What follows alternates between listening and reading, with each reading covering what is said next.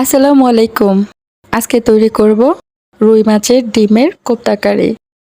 রুই মাছের ডিমের এই রেসিপিটি অসাধারণ, খেতে অনেক মজা। আর আমি যেভাবে করেছি আশা করছি আপনাদের কাছে বেশ ভালো লাগবে। চলুন দেখে নেই কিভাবে আমি তৈরি করেছি এই অসাধারণ মুখরোচক রেসিপিটি।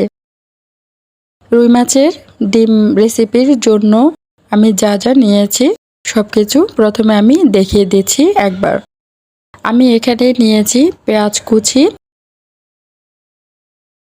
তারপর নিয়েছি টমেটো ফালি করে কেটে নিয়েছি, কিছু কাঁচামরিচ কেটে মাঝখান দিয়ে ফালি করে, তারপর নিয়ে এলাম পেঁয়াজ বাটা, জিরা গুঁড়ো, ধনিয়া গুঁড়ো,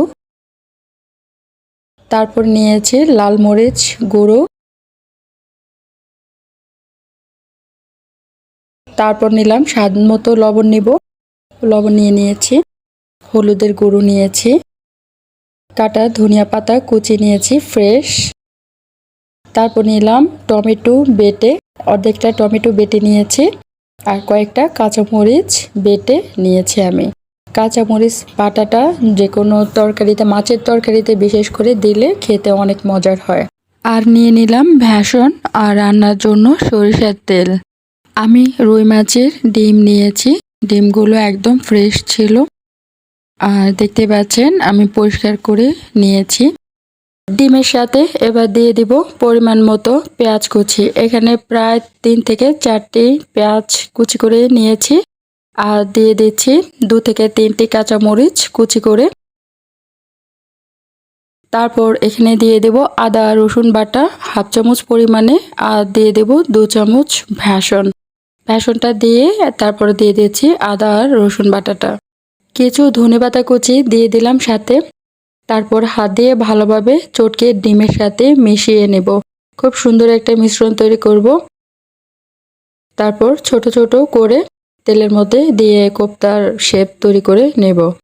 দেখতেই পাচ্ছেন আমি কিভাবে ডিমটাকে চটকিয়ে নিচ্ছি। চটকিয়ে নেওয়া আমার হয়ে গিয়েছে এবং আমি হাত দিয়ে ভালোভাবে পেঁয়াজ সব কিছুর সাথে মিশিয়ে নিয়েছি। এখন আমার মিশ্রণটা তৈরি হয়ে গিয়েছে। আমি এক পাশে রেখে দিচ্ছি এবং চুলায় চলে যাচ্ছি। চুলার মধ্যে একটি প্যান বসিয়ে দিলাম এবং পর্যাপ্ত পরিমাণে তেল দিয়ে দিলাম ভাজার জন্য। ছোট ছোট করে ডিমের মিশ্রণগুলো দিয়ে দিলাম। ডিমের মিশ্রণগুলো আপনি যে আকৃতিতেই দিবেন, 1 মিনিট পর সেটা শক্ত হয়ে যাবে। পাশ ভালোভাবে হয়ে গেলে অন্য পাশ উল্টিয়ে দেব এবং দুপাশে লালচে করে ভেজে নেব কোপ্তাগুলো। দেখতেই পাচ্ছেন কিভাবে কোপ্তাগুলো আমি ভেজে নিচ্ছি। আমার কোপ্তাগুলো মোটামুটি ভাজা হয়ে গিয়েছে। দেখতে পাচ্ছেন আমি একটু দেখিয়ে দিচ্ছি। আমি ঠিক এইভাবে সবগুলো কোপ্তা ভেজে নিব, ঠিক যেমনভাবে আমরা মাছ ভাজি ঠিক সেভাবে। একটি প্লেটে তুলে রেখে দিচ্ছি এক সাইডে। তারপর যে পাত্রে আমি ডিমগুলোকে ভেজেছি সেই পাত্রেই আমি পরিমাণ মতো তেল দিয়ে দিব। তেলটা আপনাদের বেশি কম হতে পারে, সে বুঝেই দিবেন। যদি মনে হয় যে আরও দেওয়ার দরকার তাহলে আরও দিয়ে দিবেন। তারপর এখানে আমি দিয়ে দিলাম 2 চামচ পরিমাণে পেঁয়াজ বাটা, 1 চামচ কাঁচামরিচ বাটা, 2 চামচ পরিমাণে টমেটো বাটা, তারপর দিয়ে দিচ্ছি আদা রসুন বাটা, হাফ চামচের একটু বেশি করেই দিলাম। রসুন বাটা দিয়ে দিলাম, আদা বাটা দিয়ে দিলাম।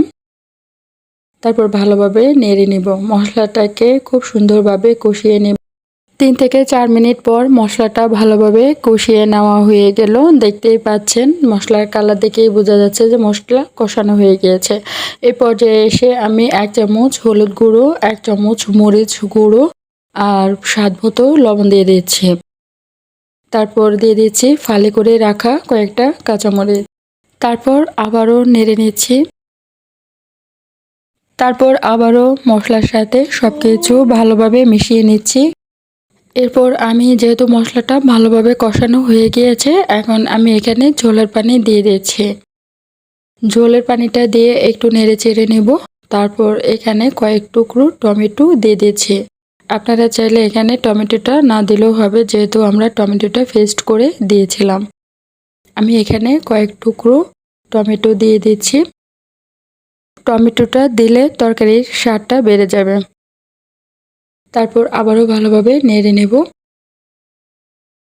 তারপর এখানে আমি যে ডিমের কোপ্তাগুলো ভেজে রেখেছিলাম সেই ডিমের পিসগুলো দিয়ে দিচ্ছি। তারপর ঝোলের পানির সাথে ভালোভাবে মিশিয়ে নেব, নেড়ে চেড়ে নেব। এবং এখানে আমি আরেকটু পর্যাপ্ত পরিমাণে ঝোলের পানি দেব, যাতে খুব সুন্দরভাবে ডিমের পিসগুলোর সাথে মশলাটা ভালোভাবে মিশে যায় এবং ঝোলটা ঘন হয়ে যায়। তাই একটু ঝোলের পানি দিয়ে দিচ্ছি। আবারও ভালোভাবে একটু নেড়ে চেড়ে দিব।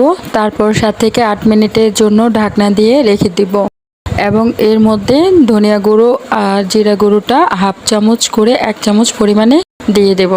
এটা ভিডিওতে স্কিপ হয়ে গিয়েছে, তাই আমি মুখে বলে দিলাম।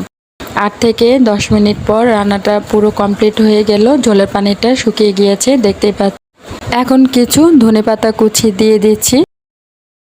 দেখতেই পাচ্ছেন কতটা সুন্দর একটা কালার উপরে উঠে এসেছে। ঝোলটা একদম মাখা মাখা হয়ে গিয়েছে। এই পর্যায়ে 1 মিনিট আরও রান্না করব, তারপর গ্যাসের চুলাটা বন্ধ করে দেব। আশা করছি আজকের রেসিপিটি আপনাদের কাছে ভালো লেগেছে। একবার হলেও বাসায় এভাবে রান্না করে দেখবেন।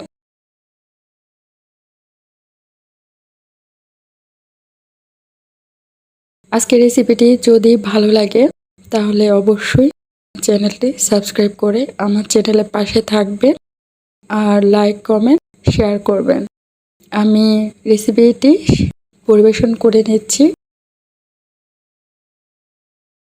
আমি যেভাবে রেসিপিটি তৈরি করেছি বাসায় এভাবে একবার হলেও ট্রাই করবেন, খুব ভালো লাগবে। দেখতেই পাচ্ছেন রেসিপিটি অত্যন্ত লোভনীয় হয়েছে।